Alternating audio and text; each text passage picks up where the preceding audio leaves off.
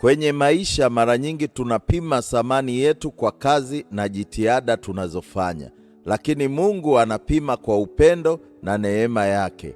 Karibu katika somo la leo. Katika kitabu cha Ezekieli, Mungu anawaonya viongozi wanaojipendelea wenyewe na kutelekeza watu wao. Mungu anaahidi kuchukua nafasi hiyo yeye mwenyewe. Atakuwa mchungaji mwema atakayewatafuta waliopotea na kuwaponya waliovunjika moyo. Zaburi inatukumbusha kuwa hata nyakati za maumivu makali au tunapohisi kuachwa na Mungu, kilio chetu si cha bure. Mababu zetu walimtumaini Mungu na akuwatelekeza, hata sisi hatatuacha. Katika Mathayo, Yesu anatupa mfano wa wafanyakazi shambani. Walioanza kazi jioni kabisa wanapata mshahara sawa na walioanza kazi asubuhi na mapema.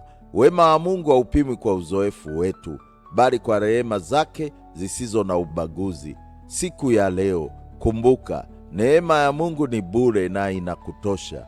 Wa mwisho watakuwa wa kwanza na wa kwanza watakuwa wa mwisho. Kumbuka, Mungu anatuona. Upendo wake unatupa nguvu ya kusonga mbele. Amin.